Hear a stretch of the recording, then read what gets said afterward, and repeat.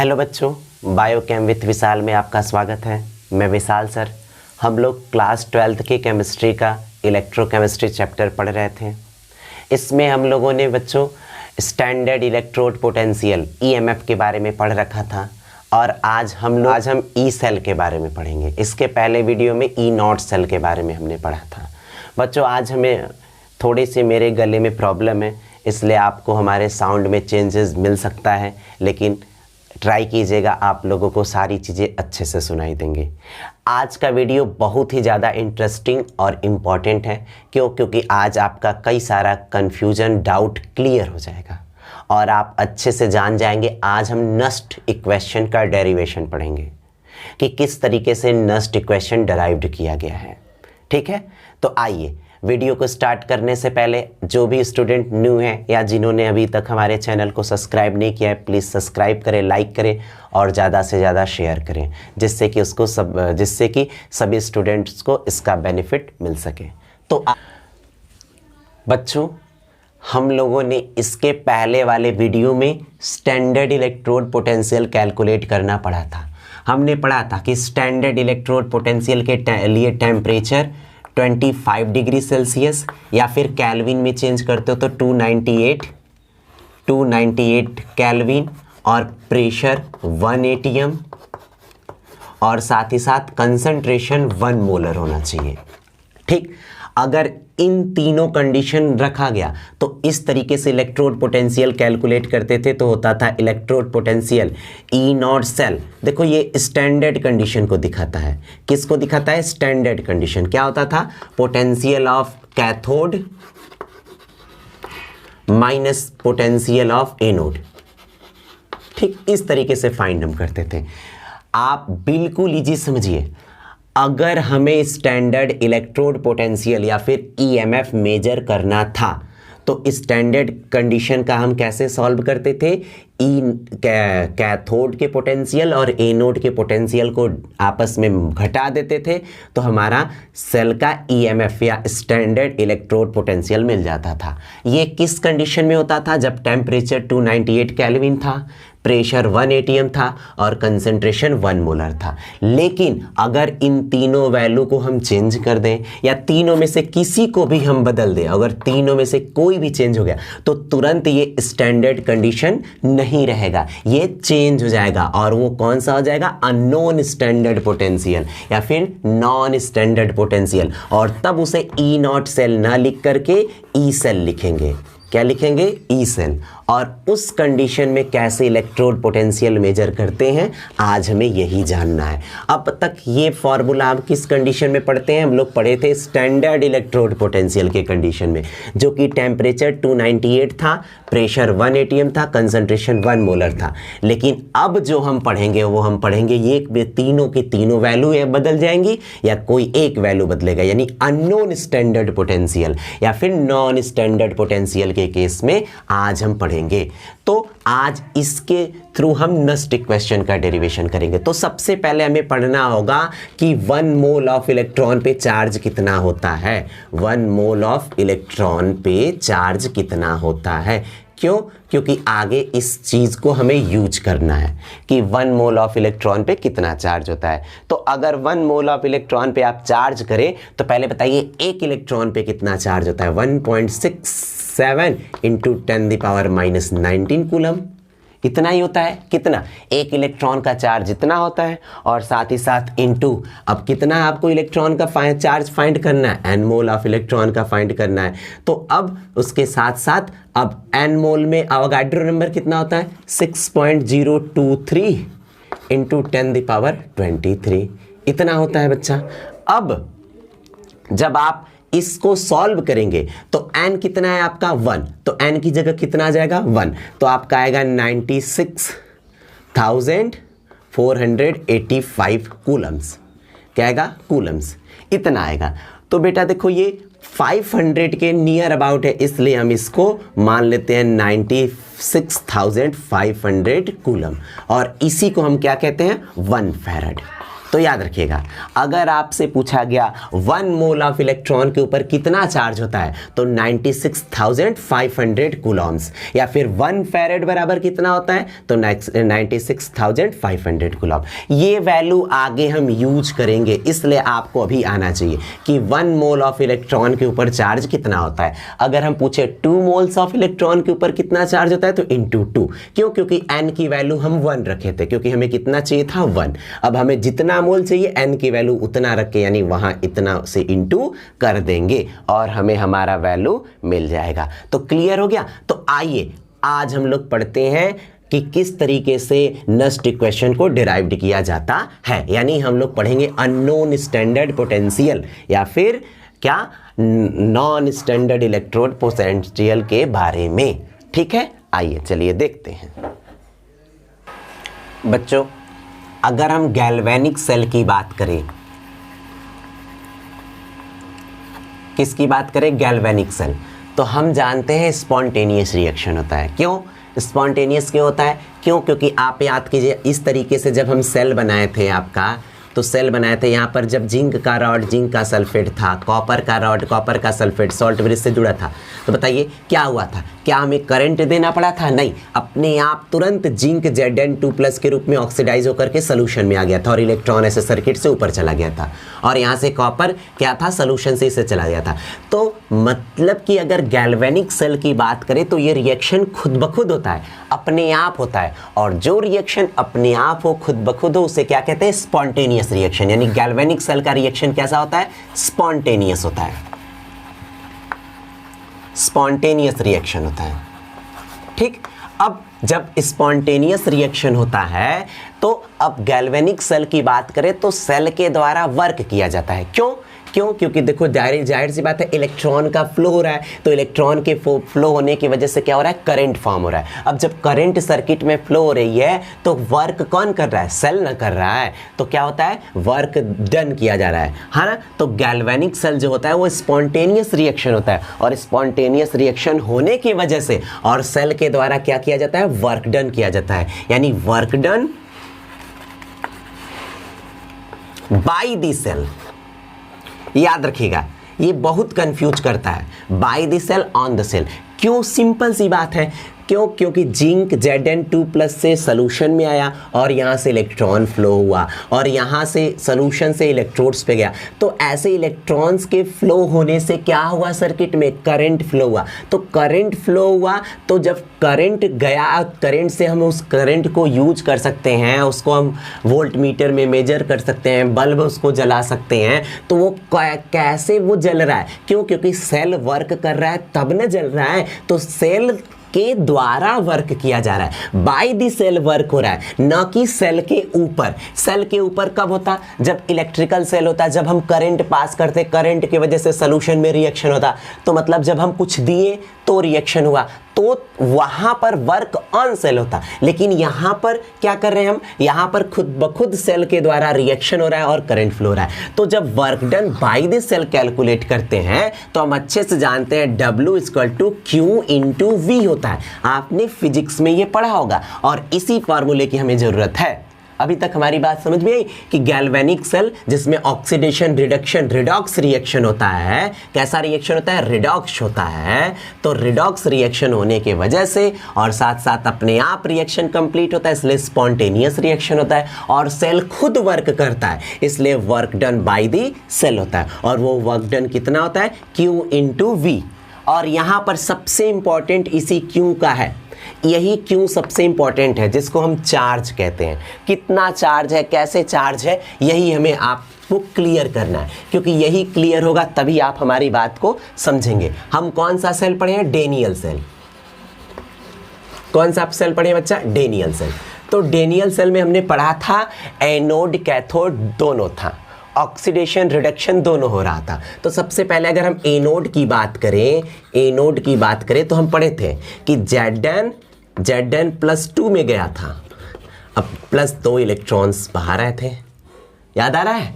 और अगर हम कैथोड की बात करें तो Cu+2 इलेक्ट्रॉन्स लिया था और आया था Cu में। समझो मेरी बात को, देखो ये आप कैसे मोल के टर्म्स में पढ़िए कि जब 1 मोल जिंक Zn2 प्लस में गया तो 2 इलेक्ट्रॉन क्या किया, रिलीज किया, और वही 2 इलेक्ट्रॉन को कॉपर का 1 मोल रिसीव करके किस में बन गया, 1 मोल कॉपर में। समझो मेरी बात, देखो क्या कह रहे हैं, जिंक Zn 1 मोल है, कॉपर भी 1 मोल है, इलेक्ट्रॉन्स कितना है, 2 मोल है, यहां भी कितना है, 2 मोल है। समझो कि 1 मोल जिंक जब Zn2 प्लस में गया, जिंक के 1 मोल Zn2 प्लस में गया तो 2 मोल इलेक्ट्रॉन को क्या किया, रिलीज किया।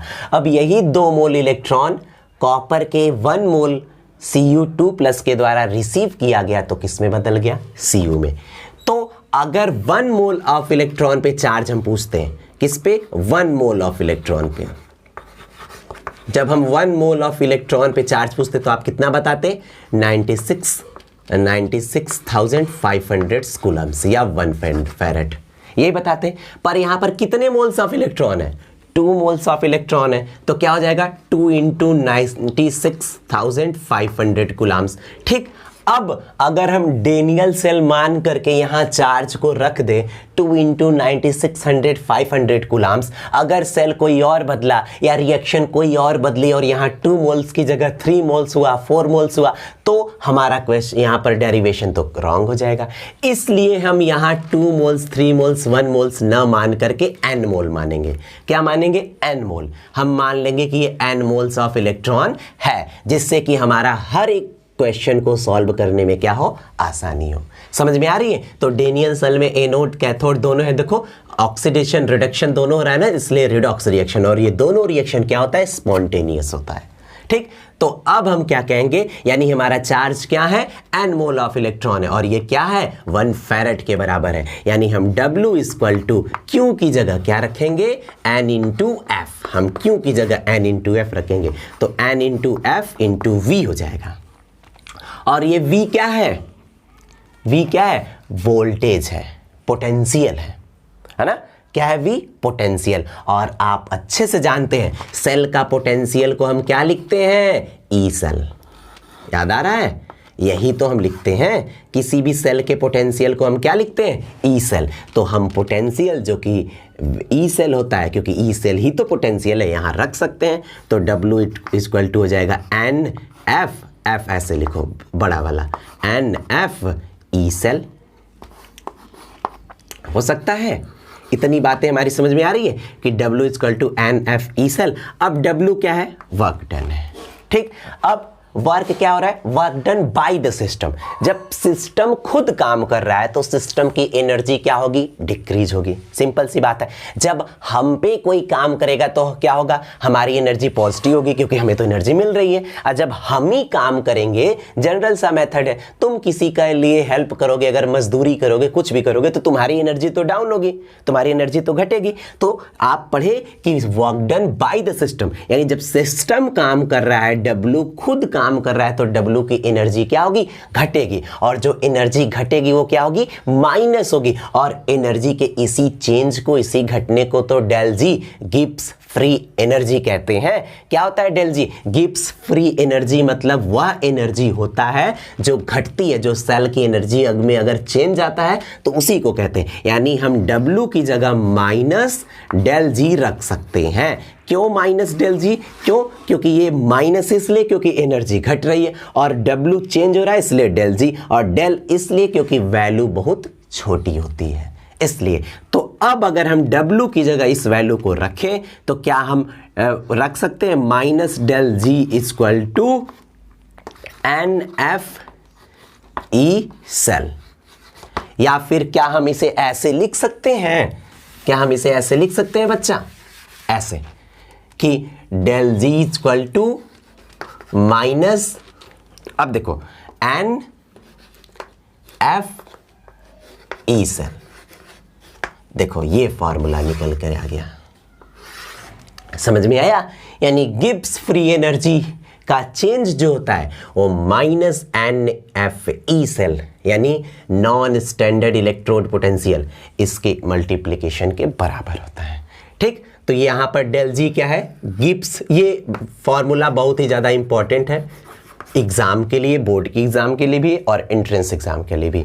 तो यहाँ पर डेल जी क्या है, डेल जी है फ्री एनर्जी चेंज, और एन क्या है, numbers of mole of electron, जितने मोल ऑफ इलेक्ट्रॉन्स दी जाएगी वो है, और एफ क्या है, फैराड, जो कितनी होती है एफ वैल्यू 96,500 कूलम्स, ठीक। और ई क्या है, ई सेल क्या है, पोटेंशियल। अब आसानी समझो, ये किस कंडीशन का है, नॉन स्टैंडर्ड इलेक्ट्रोड पोटेंशियल, और इसी को अगर हम स्टैंडर्ड कंडीशन में लिखें तो del G naught equal to minus N F E not cell, ये हो जाएगा।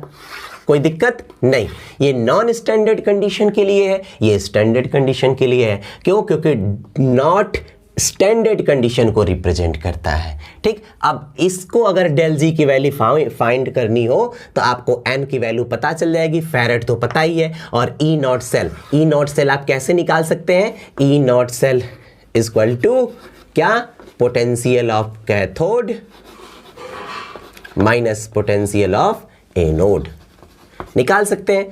तो स्टैंडर्ड कंडीशन में गिब्स फ्री एनर्जी यानी डेल जी की वैल्यू आप फाइंड कर सकते हैं, ठीक। क्योंकि यहां से इसको यहां से फाइंड कर लेंगे और ये फैराड यहां से रख लेंगे और एन जितना देगा। लेकिन नॉन स्टैंडर्ड कंडीशन की बात कहें तो डेल जी एन तो आप ले लेंगे, एफ तो ले लेंगे, पर ई सेल आप रख नहीं पाएंगे, क्योंकि ई सेल यानी electrode potential non standard condition का ऐसे नहीं निकालते। और इसी वैल्यू को फाइंड करने के लिए नस्ट ने एक इक्वेशन डिराइव्ड किया था और उसे ही कहते हैं नस्ट इक्वेशन, और हम अभी आपको वही डिराइव्ड करके दिखाते हैं।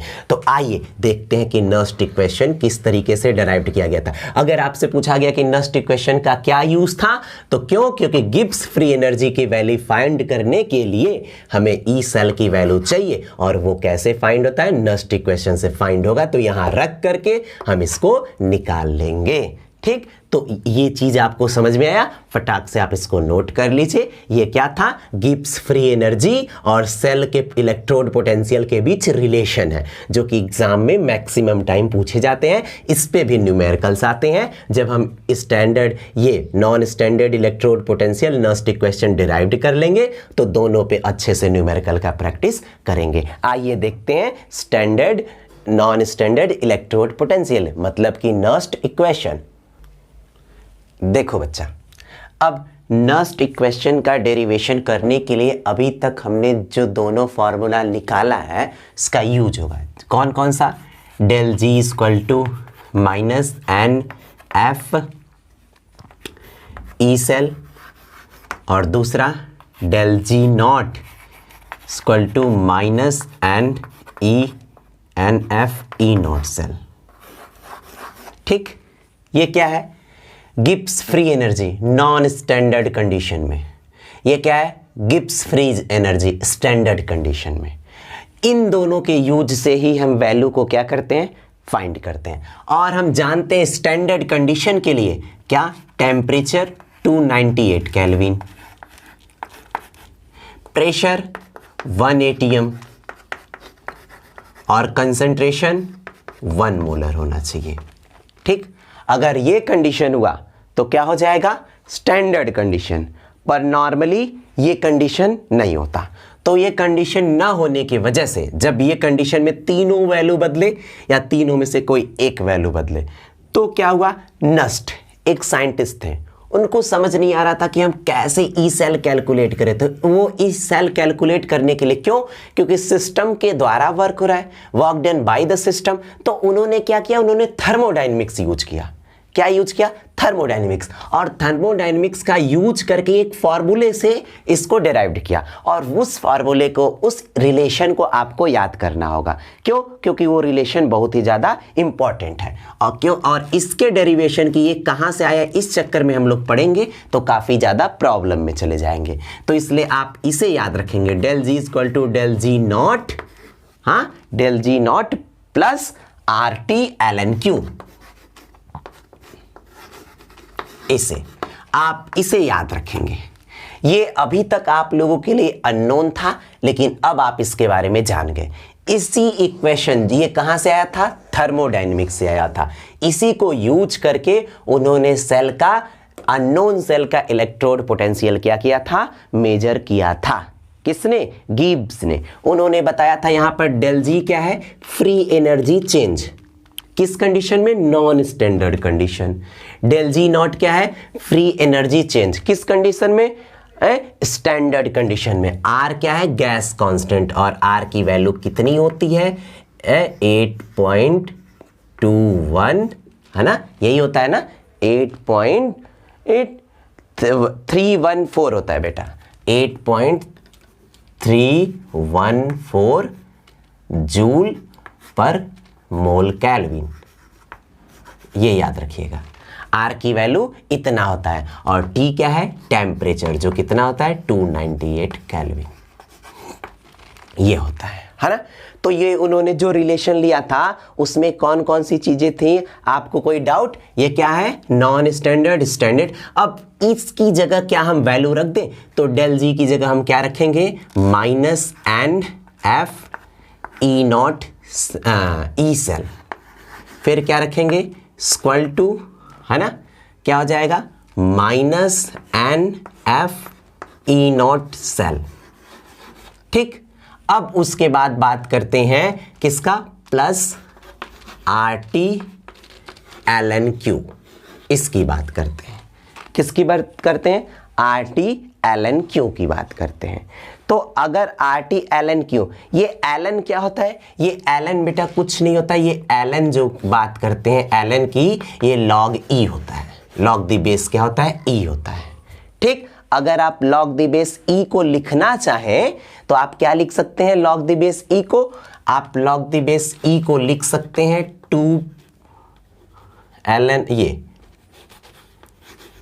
log द बेस ई को आप लिख सकते हैं 2.303, ये लिख सकते हैं, और log द पावर 10 ये लिख सकते हैं। कोई डाउट नहीं? ये चीजें आपको अभी तक अगर नहीं आता था log ये ln को लिखना, तो ln को देखो ऐसे लिखते हैं, और ये चीजें आप अभी सीख लो। कैसे लिखते हैं? ln क्या होता है? log के बेस में क्या होता है? e होता है, और log के बेस e इक्वल टू होता है 2.303 log द बेस 10। ठीक। अब हम क्या करेंगे? अब हम इस इक्वेशन में nf से डिवाइड कर देंगे। तो कर दो, nf से डिवाइड करो, nf और nf डिवाइड हमने कर दिया, तो करो। तो nf कैंसिल, देखो हो गया इतना। तो यहां पर क्या बचा? क्या बचा बताओ? यहां पर बचा तुम्हारा, और ये देखो माइनस nf से डिवाइड करो ना, तो ये माइनस भी तुम्हारा कैंसिल हो जाएगा। तो यहां बचा E cell equal E not cell, हाँ, और बचा क्या? अब वो देखो आपका ये बचा plus R T L N Q का पावर अपॉन एन एफ। इतना बचा कि नहीं? अब आप क्या करो? अब आप करो कुछ ऐसा कि आप यहां पर उसकी वैल्यू रख दो। क्या रख दो? वैल्यू रखो, रखो वैल्यू। ये जो माइनस है इसको यहां पर अपना लिए रहो। अब आप आर टी एल एन इन सब की वैल्यू रखो। तो बेटा मेरे पास जगह नहीं है, इसलिए हम ऊपर से रफ करते हैं, फिर इसके बाद आराम से इसकी वैल्यू को पुट करेंगे। देखो बच्चा कैसे रखेंगे वैल्यू, ध्यान देना। E cell is equal to E not cell, ये माइनस ऊपर जाएगा तो क्या हो जाएगा? माइनस